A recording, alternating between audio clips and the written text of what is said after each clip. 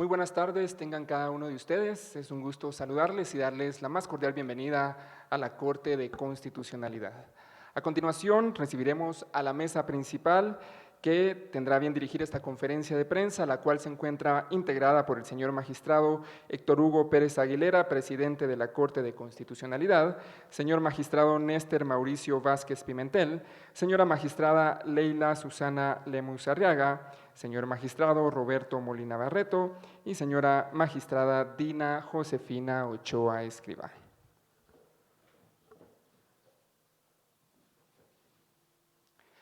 Saludo también a las señoras y señores medios de comunicación que nos acompañan en esta tarde y a todas las personas que nos acompañan a través de esta transmisión virtual. Tengan ustedes muy buenas tardes.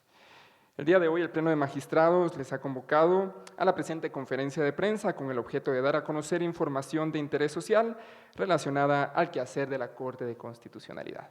Me permito ceder en este momento el uso de la palabra al señor presidente de la Corte de Constitucionalidad, magistrado Héctor Hugo Pérez Aguilera. Muy buenas tardes.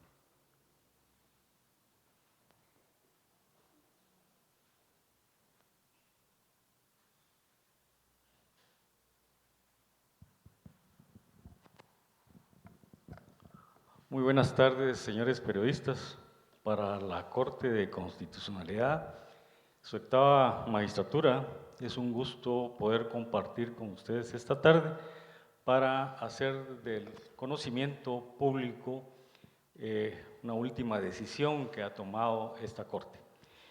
La magistrada Leila Lemus tendrá bien leernos el comunicado de hoy. Muy buenas tardes a todos los medios de prensa que están hoy acá y muchas gracias por la asistencia. Comunicado de la Corte de Constitucionalidad.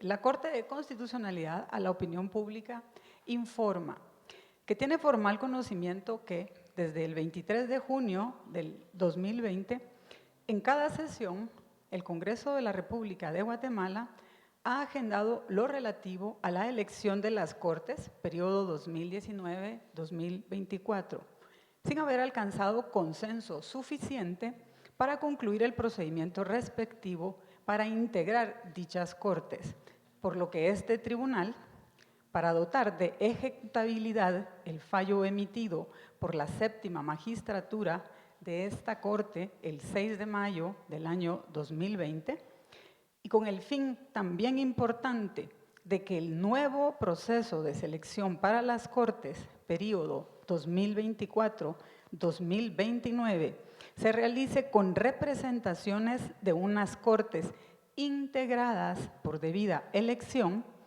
la Corte de Constitucionalidad, en uso de la facultad de ejecución de oficio que le concede la ley de la materia, para lograr la eficacia de las normas constitucionales en la integración de uno de los organismos del Estado y la ejecución de su fallo, mediante las consideraciones necesarias que proveen de claridad al órgano elector, emitió auto de debida ejecución en el que se dispone: ordenar al Congreso de la República, su junta directiva y a los diputados, según corresponda, 1. Proceder en forma inmediata a incluir en agenda la elección de magistrados de la Corte Suprema de Justicia y de magistrados de las Cortes de Apelaciones y otros tribunales colegiados, que se crearen con igual categoría para el periodo 2019-2024. 2. Concluir el proceso de elección a más tardar el 15 de diciembre del año 2023, debiendo asumir todas las medidas que sean necesarias. Número 3. De no haberse conseguido la elección en el periodo de sesiones ordinarias que concluye el 30 de noviembre del año 2023, que la Junta Directiva convoque en esa misma fecha a sesión extraordinaria y en esta se declare en sesión permanente para culminar con la citada elección. 4. Proceder prioritariamente con la elección de la Corte Suprema de Justicia y, agotada esta, seguir y culminar la elección para integrar el resto de cortes y tribunales colegiados. 5. A los diputados del Congreso de la República permanecer en las sesiones convocadas para el efecto, integrando el quórum respectivo. 6. Prescindir de la aplicación de disposiciones o procedimientos que se hubieran intentado o puesto en vigencia para realizar la citada elección, si estos no coadyuvan con el debido cumplimiento de lo ordenado por esta Corte. 7. Es viable el empleo del sistema electrónico de votación. Asimismo, conforme a una debida interpretación de la sentencia, en el acto de elección se debe de proceder de la siguiente manera. 1. Mencionar a viva voz el nombre del candidato y someterlo a votación. 2. Para realizar la elección y cumplir con el requerimiento de referirse a viva voz sobre los requisitos constitucionales de cada uno de los aspirantes, con el fin de cumplir con los requerimientos fijados en la sentencia que se ejecuta, se podrá utilizar el sistema de elección nominal por medio del sistema electrónico, conforme lo que prevé el artículo 102 de la Ley del Organismo Legislativo y demás legislación aplicable. Sin más razonamiento que el que conlleva el voto, pues este implica la consideración de cada elector, relativa a que el profesional a quien elige superó el examen que efectuó en el expediente que le es propio y la información recibida. 3. En el caso que alguno de los electores desee expresar algún criterio relativo al candidato en turno de votación, deberá abrirse el espacio de participación correspondiente. Debe respetarse el derecho de cada uno de los diputados de hacer uso de la palabra cuando estimen conveniente emitir algún razonamiento. Para estos efectos, se podrá organizar los tiempos de las exposiciones con el fin de evitar más postergaciones. 4. Los diputados deben observar lo ordenado por esta Corte en cuanto a elegir a los profesionales más capaces e idóneos, debiendo descartar, al votar, a quien no cumpla alguno de los parámetros constitucionalmente establecidos. 5. La elección se debe hacer conforme a las nóminas oportunamente remitidas por las comisiones de postulación, correspondiente al periodo constitucional restante 2019-2024. En caso de incumplimiento, se certificará lo conducente al Ministerio Público en contra de quienes resulten responsables, sin perjuicio de las demás responsabilidades en que pudieran incurrir. Gracias. Señores periodistas, es así como la Corte de Constitucionalidad, como garante de la democracia y la institucionalidad del país, ha hecho posible la viabilidad para que el Congreso de la República de Guatemala proceda en los términos establecidos a hacer la elección correspondiente. Por cuestión de orden, el señor director de comunicación nuestra les va a dar la palabra, decir, levantan la mano si tienen alguna pregunta que hacer y por favor el director lo va a manejar en este momento. Muchas gracias, señoras y señores magistrados. Vamos a abrir entonces un espacio para preguntas. Por cuestiones de orden, por favor, levantaremos la mano y solicitaríamos, por favor, indicar su nombre y el medio de comunicación que representan para plantear la pregunta. Por favor, con Canal Antigua. Gracias, Sergio Segueda de Canal Antigua. Dos situaciones. ¿En qué momento inicia digámoslo de esta manera, este apercibimiento, esta orden para que el Congreso proceda? ¿A partir de cuándo inicia o debe el Congreso tomar cartas en el asunto para poder proceder a la elección? Uno. Y dos, entiendo que es una debida ejecutoria que se hace de oficio. ¿Por qué tardarse 4 años básicamente para tomar esta decisión, teniendo en cuenta que ya casi va a finalizar el periodo de esta magistratura de la Corte Suprema? En cuanto a su pregunta número 1, es decir, es a partir de la notificación del fallo que hoy será notificado. En torno a la segunda pregunta, dada la complejidad de la sentencia que dictó la séptima magistratura en su momento y en el afán de que las instituciones del país funcionen como debe ser, es decir, para nadie es un secreto de que el organismo legislativo tiene una función, el organismo ejecutivo tiene otra función, la Corte Suprema de Justicia en igual forma tiene otra función. A partir de que fue imposible por parte del Congreso, no obstante haberlo agendado constantemente, da la impresión que no se le dio la importancia necesaria y dadas las consecuencias que a futuro pueden suceder por cuanto que estamos próximos a que una nueva comisión de postulación entre en actividad cuando esa convocatoria así sea, que entendemos va a ser principios del otro año. Es por eso que la Corte de Constitucionalidad tomó la decisión de ejecutar lo decidido en aquella sentencia, no obstante sus dificultades. Muchas gracias. Siguiente pregunta, por favor. Muy buena tarde, magistrado Lourdes Arana de Noticiete. Con respecto al cambio que se da en la sentencia, justamente antes era 1-1 a viva voz la elección de cada uno de los magistrados. Los diputados argumentaron que por esto se debía al atraso de dicha elección. Ahora se cambia por el sistema electrónico. ¿Se nos pueden ampliar al respecto?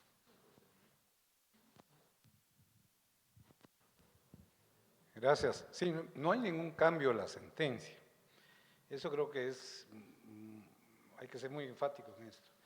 Lo que se está haciendo es facilitando una metodología para cumplirla, que es el uso de su tablero, que es una norma que tiene ya el Congreso y que la pudo haber usado antes. De hecho, si ustedes revisan antecedentes, se hizo en el 2009, en el 2014, cuando también hubo algún tipo de accidente para integrar las Cortes. Entonces, como dice el presidente, pues siendo esta Corte garante del orden constitucional, confió en que las demás instituciones, especialmente los tres poderes del Estado y en este caso el Congreso, cumpliera con su función en los plazos establecidos. Y al no hacerlo, y ante la evidente complejidad que se da cuando ya se tiene que iniciar un nuevo proceso, pues la Corte de oficio ejecuta facilitando la mecánica, pero no es cambiando la sentencia, que eso no lo haría la Corte, es solo la mecánica. Muchas gracias. Siguiente pregunta, por favor. ¿No hay? Ok. Por favor, por el compañero de en medio. Solo entreguemos el micrófono, por favor. Luis González de República. Perdón, ¿quién fue el magistrado ponente de esta iniciativa?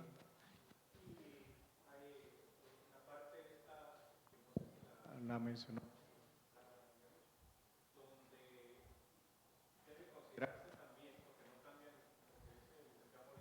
Cambia la resolución inicial, donde debe considerarse el tema de la idoneidad de los candidatos. Si eso todavía deja pensar el tema de del principio de inocencia de todos los participantes, ¿eso tiene alguna consideración de ustedes? Si entendí, el Pleno de Magistrados fue el autor de esta resolución de ejecución. En torno a la siguiente pregunta, que no la entendí muy bien, no sé si me la podía repetir.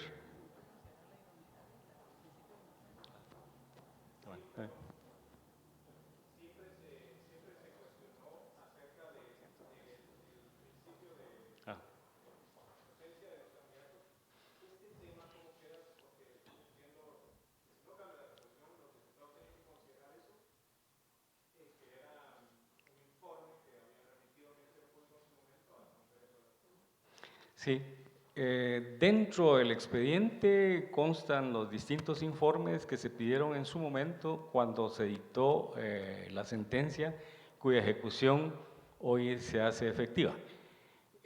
Lo que recalcamos en la ley de ejecución que ha de cumplirse con la idoneidad a la que usted se refiere especialmente cumpliendo con el artículo 113 constitucional.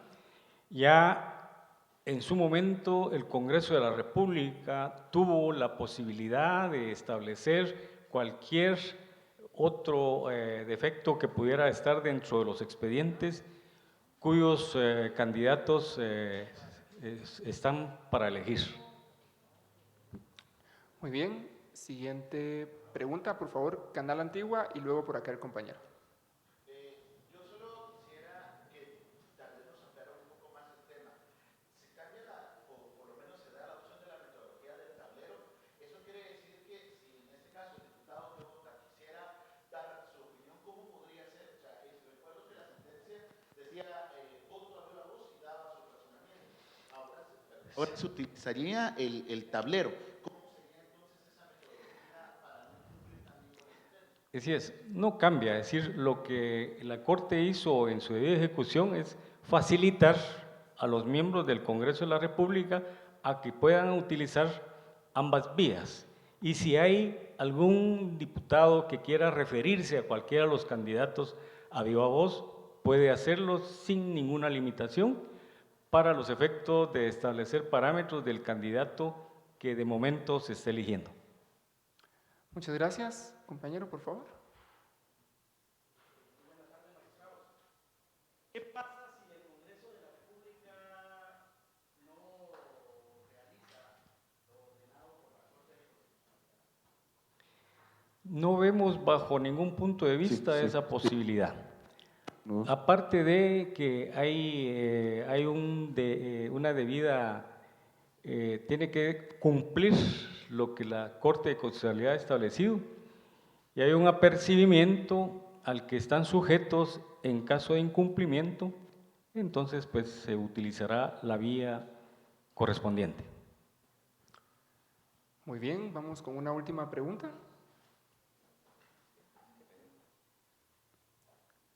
Ok. De no haber más preguntas, agradecemos a todos por su asistencia. Muchas gracias por habernos acompañado, señor presidente. Muchísimas gracias, agradecemos la presencia de ustedes, no sin antes manifestarles que la Corte de Constitucionalidad, como garante de la estabilidad política del país y garante de la democracia, está sujeto únicamente a la Constitución Política de la República de Guatemala y a los convenios que en materia de derechos humanos ha asignado el país. Queremos dejar claro de que no obedecemos a ninguna agrupación y ni a ningún sector. Somos una Corte independiente.